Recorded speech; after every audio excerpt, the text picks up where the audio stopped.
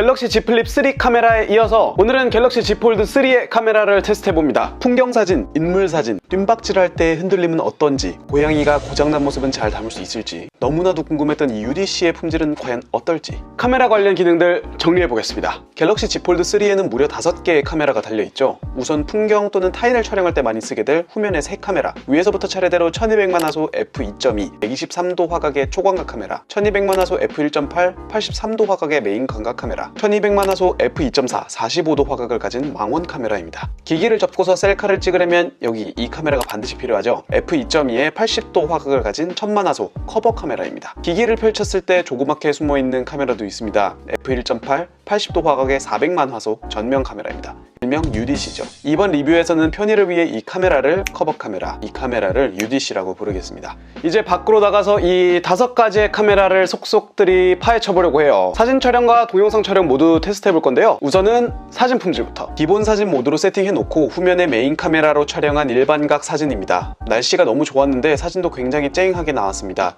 풍경 사진을 현실적으로 담는 실력은 갤럭시가 굉장히 잘해주고 있는 부분이죠. 확대해서 디테일을 좀 보시면 이런 표지판의 텍스트나 표지판 위에 비친 나뭇잎의 그림자, 이런 세세한 부분까지 잘 포착해냈습니다. 이번에는 같은 위치에서 초광각 카메라로 찍어봤습니다. 훨씬 방대한 넓이의 풍경을 찍어냈습니다. 겹쳐서 화각을 비교하면 이런 느낌. 확대했을 때는 아무래도 메인 카메라보다는 디테일의 차이가 발생하는 것은 사실입니다. 디테일은 메인 카메라로, 이 풍경의 웅장함은 초광각 카메라로 포착하시면 좋을 것 같아요. 마찬가지로 같은 자리에서 망원 카메라로 찍어낸 결과는 이렇습니다. 새 사진을 나란히 놓고 화각을 비교해보시면 좋을 것 같습니다. 후면 카메라를 사용하실 때는 최대 10배의 디지털 줌이 가능합니다. 사진을 크롭해서 이미지를 확대 촬영하는 것이기 때문에 화소 저하의 부작용을 만나게 되지만 다행히 디테일이 크게 떨어지지는 않은 모습입니다. 해가 비치길래 몸을 틀어서 역광 풍경도 한번 찍어봤습니다. 하늘 담는 거 좋아하시는 분들께서는 참고해주시면 좋겠습니다. 해가 지고 밤이 되었습니다. 기본 모드, 메인 카메라로 촬영한 야경 사진입니다. 저는 야경 찍을 때 빛 번짐을 좀 주의 깊게 보는 편이에요. Z 플립 3 때도 그랬었고요. 빛 번짐 상당히 양호합니다. 난반사 별로 없고요. 빛이 동그랗게 잘 잡혀 있습니다. 다만 대부분의 폰 카메라가 그렇듯이 사진 가장자리 쪽에서 포착된 빛은 확실히 번짐이 있습니다. 이 신호등 3개를 보시면 왼쪽에서 오른쪽으로 갈수록 빨간 빛이 좀 번지는 모습이 있죠. 같은 위치에서 광각, 그리고 망원 카메라로도 촬영해봤습니다. 광각 모드에서 약간의 노이즈가 확인되네요. 야경을 찍을 때 야간 모드도 사용할 수 있습니다. 왼쪽은 기본 모드, 오른쪽은 야간 모드인데요. 큰 차이가 보이지 않는 것 같으면서도 확대했을 때 셔터를 좀 더 길게 열어두었던 야간 사진 모드가 텍스트의 윤곽을 더 뚜렷하게 찍어냈습니다. 다만 확대하지 않고 생으로만 보면 사실 큰 차이를 느끼기에는 힘든 두 결과물인 것 같아요. 일반 모드에서도 장면별 최적 촬영 기능이 켜져 있었기 때문에 야경임을 인지하고 후처리를 통해서 야간 사진 모드와 유사한 품질의 사진을 만들어낸 것일 수도 있겠죠. 프로 모드를 활용하면 모든 설정을 수동으로 조절함으로써 정말 나만의 사진을 찍을 수도 있습니다.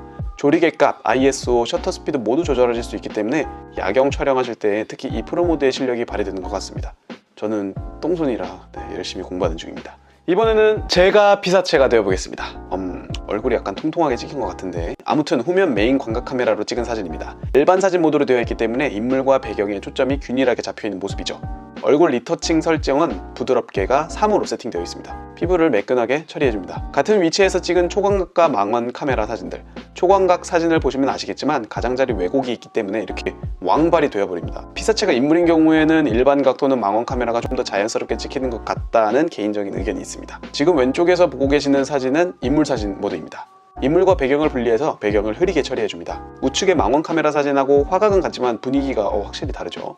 소프트웨어 처리 능력이 꽤 요구되는 촬영 모드인데요. 머리카락 쪽 확대해서 보시면 여기 삐져나온 머리가 배경으로 구분이 되어가지고 흐리게 처리된 것이 눈에 띕니다. 옷이랑 피부 쪽은 눕기가 잘 따진 모습이네요. 머리카락 부분은 인물 사진 모드가 넘어야 하는 약간 일종의 벽 같은 것 같아요. 저조도 환경에서의 인물 촬영입니다. 주간에서보다는 좀 더 멀리 떨어진 위치에서 촬영되었는데요. 피부 리터칭 강도 역시 3으로 세팅되었기 때문에 세팅이 없는 상태보다 피부가 약간 뽀얗고 부드럽게 처리된 느낌이 확실히 있습니다. 그리고 저 장소가 상당히 어두웠고 새벽이라 주변광이 굉장히 적은 상황이었는데 사진으로 볼 때는 전체적으로 밝게 표현이 된 것 같습니다. 왼쪽은 같은 위치에서 인물 사진 모드로 촬영한 결과물입니다. 머리카락 쪽을 확대해보면 오히려 주간에서보다 더 경계를 명확하게 잡아준 느낌이 있습니다. 저조도 환경에서도 인물 사진 모드 품질이 꽤 잘 나와주기 때문에 밤에도 인물 사진 모드 자주 활용하실 수 있을 것 같아요. 풍경도 인물도 아닌 기타 다른 피사체들을 촬영해 보겠습니다. 기본 사진 모드로 일반각 메인 카메라를 이용해 촬영한 사진입니다. 이런 얼음의 질감, 거품, 유리의 질감 등을 픽셀 뭉개기 없이 잘 담아준 것 같습니다. 인물 사진 모드는 인물이 아닌 피사체에도 사용할 수 있습니다. 오히려 인물보다 눕기를 딸 영역이 명확해서 그런지 피사체 뒤쪽의 배경을 더 깔끔하게 달려준 것 같습니다. 그렇다면 소프트웨어로 처리하기 까다로운 털로 뒤덮인 길고양이를 인물 사진 모드로 찍는다면 촬영된 결과물로 봤을 때는 딱 한 부분, 여기 보시면 고양이의 수염을 배경으로 인식하고 포커스를 날렸네요. 이런 부분이 이제 제가 말씀드렸던 인물 사진 모드가 궁극적으로 해결해 나가야 할 지점이 아닐까 싶습니다. 이 수염을 피사체라고 인식하는 그 기술이 얼마나 어려울지. 그 외 부분, 고양이의 털과 계단 사이의 경계를 보시면 포커스가 잘 나뉘어진 모습 볼 수 있습니다. 음식 모드를 활용해 촬영하신다면 좀 더 맛깔나는 음식의 사진을 얻으실 수 있습니다. 촬영 전에 이 경계, 일명 레디얼 블러를 조정해 주시면 주변은 흐리게, 음식은 뚜렷하고 채도 높게 촬영해 줍니다. 제가 정말 소질이 없는 셀카를 테스트해볼 시간이네요. 먼저 커버 카메라부터. 왼쪽은 인물 사진 모드, 오른쪽은 기본 모드입니다. 피부 리터칭 설정을 매끄럽게 3으로 설정해놨는데 마스크를 벗을 수가 없어서 피부가 어떻게 변화됐는지 못 보여드리는 점 양해 부탁드립니다. 야간에서의 커버 카메라 품질입니다. 여기에 조명이 그렇게까지 누렇지는 않았는데 사진은 약간 피부 쪽이 노랗게 처리된 점이 눈에 띄네요. 커버 카메라 관련해서는 사실 뭐 딱히 특별한 코멘트가 필요 없을 정도로 굉장히 무난하게 나옵니다. 제가 정말 궁금했던 건 여기 이 UDC였어요. 커버 카메라를 사용하다가 화면만 펼쳐주면 바로 UDC를 사용할 수 있는데요. 오른쪽에 UDC 사진 결과랑 왼쪽에 커버 카메라 사진을 비교해보시면 UDC 쪽이 약간 뽀얀 필터가 씌워진 것 같은 느낌이 있습니다. 뒤쪽에 나뭇잎을 표현하는 느낌도 차이가 확실히 있고요. 저조도에서도 동일한 차이를 볼 수 있습니다. 머리카락 디테일 차이, 뒤쪽 빛 번짐, 확실히 두 카메라의 차이가 있습니다. 이렇게 보면 두 카메라의 표현 차이가 확실히 보이시죠? 이제는 동영상의 퀄리티를 보겠습니다. 기본적으로 기본 동영상 모드에서는 UHD 60과 30프레임, FHD 60, 30프레임 모두 고르실 수 있습니다. 다만 메인 카메라가 아닌 초광각 또는 망원 카메라로 영상을 녹화하기 위해서는 FHD 또는 UHD 30프레임으로 세팅을 해놓아야 기능이 활성화됩니다. 왼쪽은 FHD 30프레임, 오른쪽은 60프레임으로 녹화한 영상인데요. 왼쪽은 막 광각도 갔다가 망원도 갔다가 화각 전환이 가능합니다. 오른쪽 60프레임 영상에서는 디지털 10배 주면 가능하지만 화각이 다른 카메라끼리의 전환은 불가능했습니다. 색감은 굉장히 내추럴, 과한 필드 없이 눈에 보이는 풍경이 그대로 녹화되는 느낌입니다. 누가 봐도 삼성 카메라예요.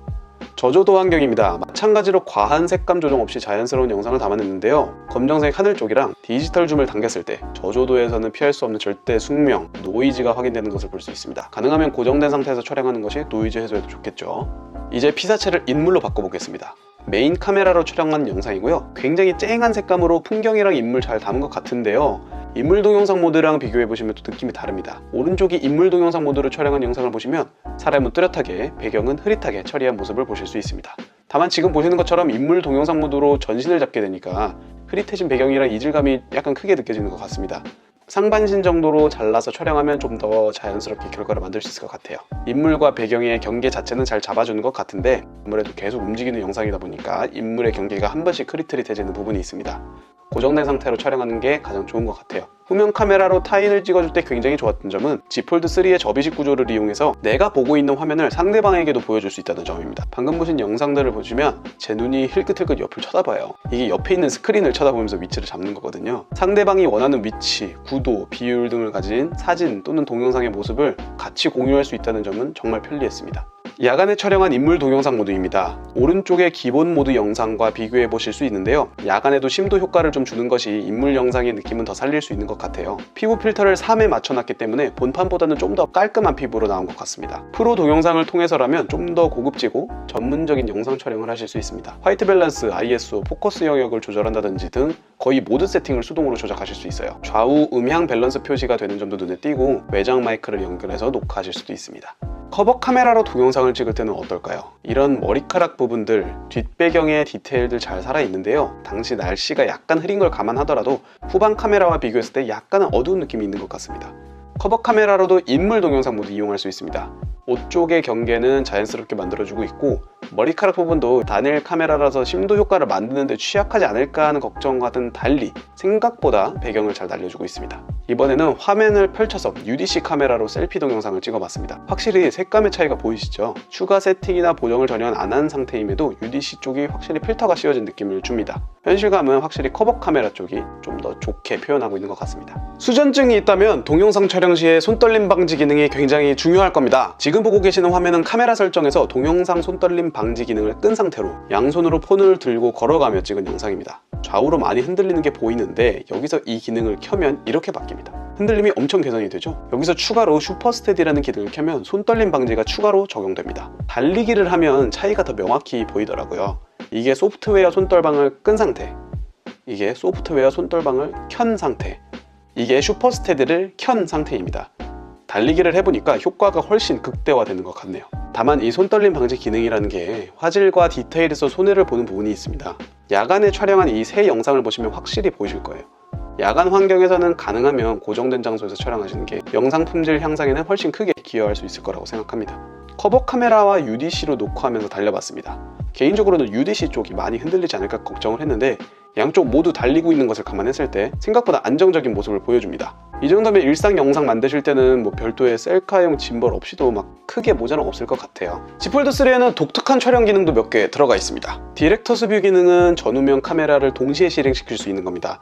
화각 전환을 자유롭게 한다든지 전후면 둘 중 어떤 쪽에 카메라를 크게 띄울 건지 등의 조작을 할 수 있죠. 브이로그 찍는 분들이 좋아하실 것 같아요. 슬로우 모션 모드와 슈퍼 슬로우 모션 모드 두 가지의 슬로우 모션 기능을 지원합니다. 마침 길고양이가 바닥을 뒹굴고 있어서 찍어봤는데요. 오른쪽에 슈퍼 슬로우 모션이 훨씬 느린 모습이죠. 이 기능으로는 초당 무려 960프레임의 영상을 찍어낼 수 있습니다. AR 두들 기능, 카메라 속에 가상의 그림, 텍스트, 물체를 만들어서 영상에 담을 수 있습니다. 싱글 테이크 기능은 셔터를 한 번만 터치해도 부메랑, 고속재생, 인물사진 등의 다양한 모델을 한 방에 찍어낼 수 있습니다. 이렇게 말이죠.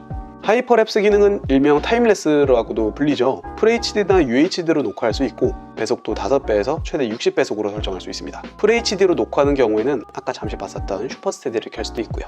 Z 폴드3 카메라의 이곳저곳을 살펴봤습니다. 기능들이 너무너무 많아가지고 제가 미처 말씀드리지 못한 기능들도 있을 것 같아요. Z 폴드3 관련해서 많은 조언과 아이디어를 댓글로 남겨주시면 감사하겠습니다. 사전 예약은 이미 마무리 다 됐죠? 그럼에도 불구하고 SKT T 다이렉트 샵에서는 아직 행사 진행 중입니다. 삼성전자에서 제조사 자격으로 주는 사은품은 기본적으로 깔려있고 구독 페스티벌을 통한 다양한 구독 서비스 무료 체험 기회, 제휴 롯데카드를 통한 60만원 이상의 할인까지. 자세한 사항은 영상 설명란에 있는 T 다이렉트 샵 링크를 확인해주세요. 저는 Z 폴드3의 배터리를 탐구하는 영상으로 돌아오겠습니다. 오늘의 영상 시청해주셔서 감사합니다. 쪼모 여기까지입니다.